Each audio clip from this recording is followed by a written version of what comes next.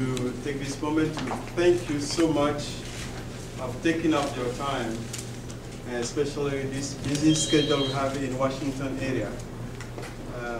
Talking about even on Friday, for you all to be able to take the time you can spend with your family, your friends, and to be with us here.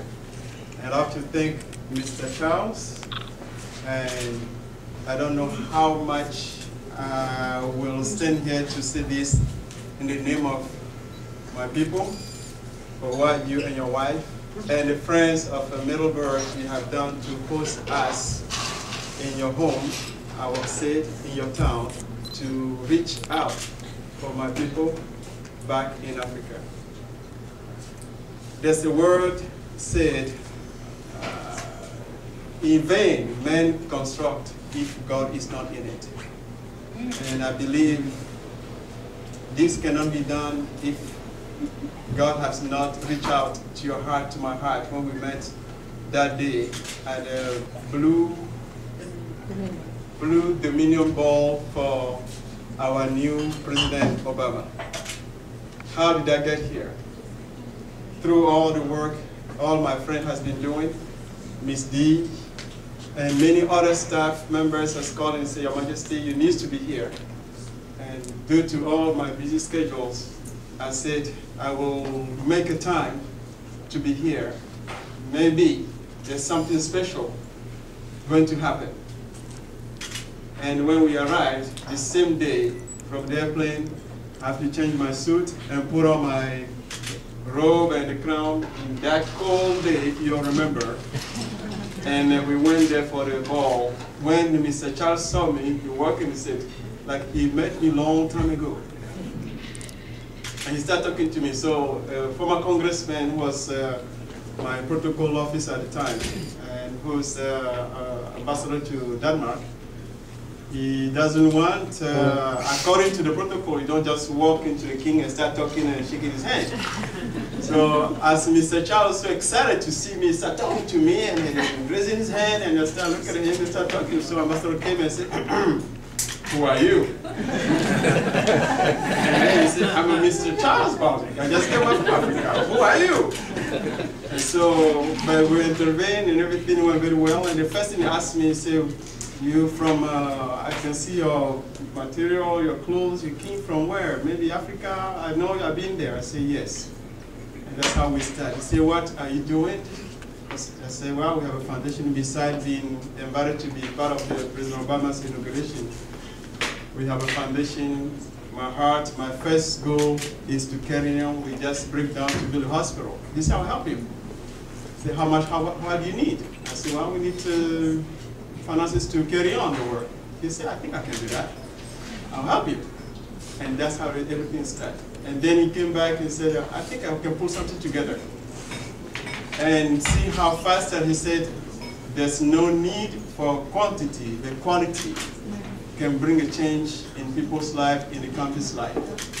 For us to be here today, the quality of the people who come here, you are the one who I believe going to make a change, not in just for us to meet each other, but a change going to make in the millions of people's of the future generation life back in Africa. Just because of one man stood up and said, I'm going to call my friends. I will reach out.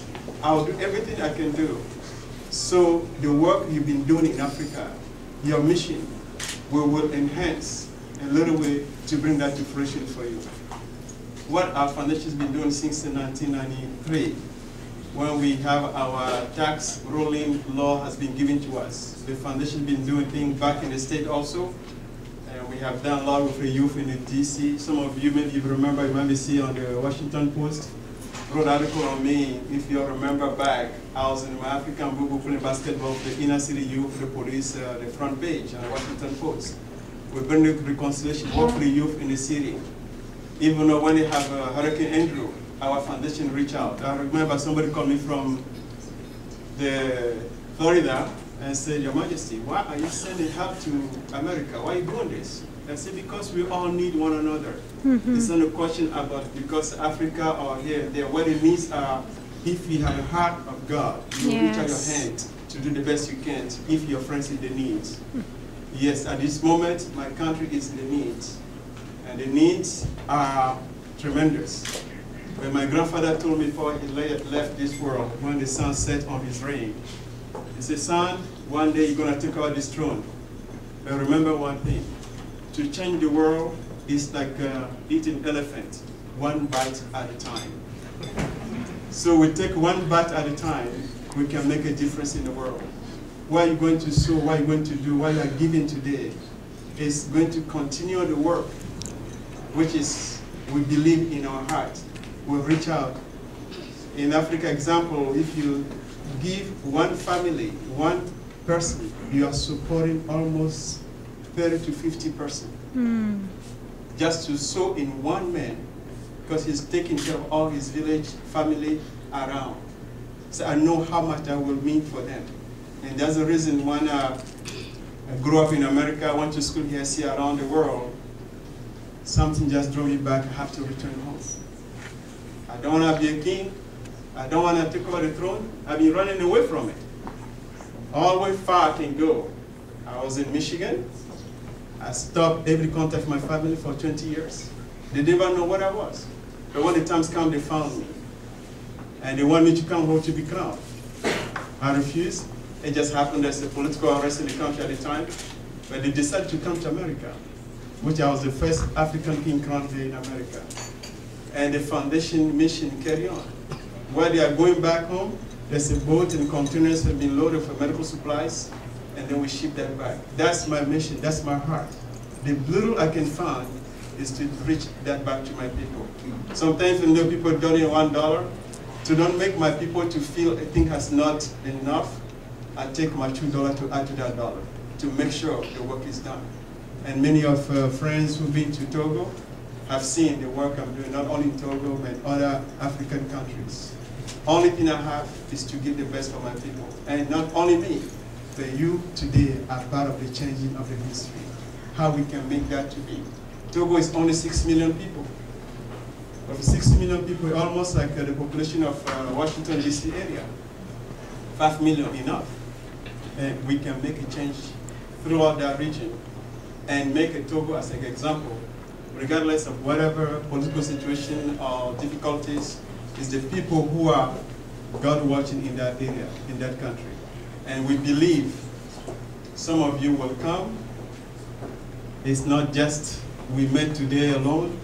Some of you will be eating with me in my palace. Some of you will come together, we go and take our hands and build things for these people back there. Because if you believe in what you are doing here, it will go far, so you can come one day also to see what your funds or your prayers or your support is doing back in Africa. So I would like to thank you, and I'm going to give maybe 3 minutes to some people, maybe 3 persons who want to ask a question, and I'll give a chance to answer any question, but only maybe give it 5 minutes. 5 minutes for anyone who have a question, I will answer. I have a question. What's the status of the redevelopment of Lomé after the tsunami? The situation right now is still difficult because of even on that cost that the economic system has been taken away. The country, Lomé used to be called, Togo used to be called the Swiss of Africa. And everybody will come there. It's a beautiful country right on the coast.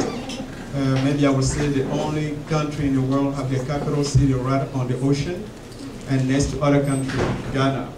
And it was very beautiful, but now if you come to Lomé, they used to call it Lomé la Belle in French. Some people are calling it Lomé la Poubelle. La Poubelle means trash. Because the water who came brought a lot of trash, and people have no way to put out the trash. That's why we are bringing, especially Mrs. McCoy, who doesn't talk too much about what we've been connected, how we are friends now, how we become a part of the whole thing. She handled all the trash, clean the trash, and make it that to become fuel, alternative fuel power, and especially to clean the trash out of the city. And that's why we connected. So that situation is still difficult, getting everything back in order. And there have been cut off the business, because the fruit and the food coming from interior cannot come back to the city. So everything being the bridge have been taken away. So it caused a lot of problem. And now, a few weeks ago, there is, out of this, there's a cholera just attacked the country, and which is, it's again, one thing after another. But I believe we'll make a change also. And by doing little by little, we get everything cleared back. And many people cannot bring their products in Lomé. Now they all move to Benin, which is next door. Because they pass through Benin, through Parakou. I'm sure Mr. Charles knows what I'm talking about. They have to go to the northern part to bring their business to Burkina Faso. So all the business leave in Togo to go to other countries just because of this. So that's affecting the whole system of Lomé. But I believe God will not forget Togo, and we're going to make that change and bring all this back again. Well, what about literacy and the education of children in your country, and what could people in this room do to be helpful? Well, thank you for that question. Education is a power, education is the key to anything. But if you have education, you can go around the world and make a change. Our young people right now, just when we went to one village to break ground for the hospital, we just started. I saw the rooftops of the schools being taken by the tsunami, many being destroyed. And the children have to go to school under the trees because there's no rooftop of the schools. And the books they have for education, one class they may have 300 children. And now many families say they don't want their children to go to school anymore. So they are promoting this, some ways, the FIEPA also, the Islamic world, they are coming offering those children to go to Quranic school. This is another thing who's taking my people back in another direction, which is, we are trying to bring this back. I'm trying to do my best. And in the past, I have adopted school from here to adopt school back in Togo. And then they bring us supplies and back and forth for the school in the villages. But now a lot of change is taking place now, which is, people feel, is this ready to build that back, or shall we do it? And some do not feel to do that through the proper channel. They are looking for like not governmental organizations to bridge, adopt those schools in some of the villages, which is we are looking for also to people in the room, if some teachers want to adopt or any particular village or school, they can do so. And especially we have already put about 2 schools. I've put a new rooftop for them. We just bought a zinc, I don't know how you call zinc, the toiture metallic. It's a zinc, it's a metal sheeting. Metal sheeting. Yeah, we put some. I put 2 schools together recently before I left, and but there's so much I can't do it alone. So if someone wants to adopt some schools, we can let you know, and then just to put the cover back to them for them, maybe with I don't know, take 2,000, 3,000, you can adopt one school. They put the ships back on, they can get back to school. Yes, Jonathan. What is your full name? My full name is so long. If I start writing there, my mother said when I was little, I go back to the way they say I'm going to sign my name. I start signing on the ground all the way there to cross the street. And my mother watched they see me signing my name all the way across the street. My full name is King Francois Ayayi Ayi Poli Bebe the First. It's too long, so I make it short. And I make it short King Ayi, A-Y-I. That's my great-great-great-grandfather's name that they give that to me. He's the first one who founded the kingdom. Yes. Iran is playing a part in your culture, in your country. Who? Iran? Talk about it. Yeah, they are getting into some way want to step in, but I believe somehow we'll find a way to not let that be. But yes, somehow. But they're coming in through orders? Well, the new person in charge in the country, as you might be seeing on the news, he went from the beginning, he been tied himself so much with Iran. He's going there a lot and go back and forth, and they are bringing some also to to the country, which is making a lot of people in the country in the area very uncomfortable at this moment. So we have problems with the young girls? Yes. yeah, there's a lot of that. Yeah, no, we have a problem. Okay. And they have, even though area where girl from 13 years old, they have a special area, they are using the 13 years old girl for prostitution. And a lot of this are happening. And one night I took my bodyguards, I carried out, I said, let's go to the capital. I said, Your Majesty, normally the king, we don't go out after 6 o'clock, 5 o'clock, I don't get out of the palace. But sometimes I just wonder, I'm not that old to stuck in a room all the time in the palace. So I told my bodyguards, we need to go to the capital. He said, no, Your Majesty, you don't supposed to go. I said, take the car, let's go. Because I heard that there's an area, all these girls, they've been using them for prostitution. So we went there. What I saw, it just broke my heart. So the following day, I sent some people to find, I asked those girls, say, what do you want? And they say, well, we just want a job. We just want to work. We want something. If you can get something. I say, well, how much you need? They say, if we have $100, we can start our own business. I said, that's all? And you will be paying the money. So we have a macro business. We sponsor a lot of women. I give them money to work at the fish market. Yes. And then some create like 10 women together. I give them like $10. And then have a group so they become accountable among themselves and to pay. And about 3 or 4 years now, our money, I get like 3 or 4 million, 4 million something for all these women. They couldn't pay back because of the economy of the country, but they have some work going. And so when I went to meet these girls, I said, we don't need that much. 50,000 our money is $100. And so I said, okay, I have some thoughts, I have some idea. When I return back, we'll see what we can do. At least I'm not going to change the whole thing in one day, but the little one I can give help to. So we have some people handle all the things from the office, so we can lend them some money to start doing business again. So we can start taking them out of that area, and somehow, somewhere, we're going to irrigate, stop that area for them to be going there for the prostitution.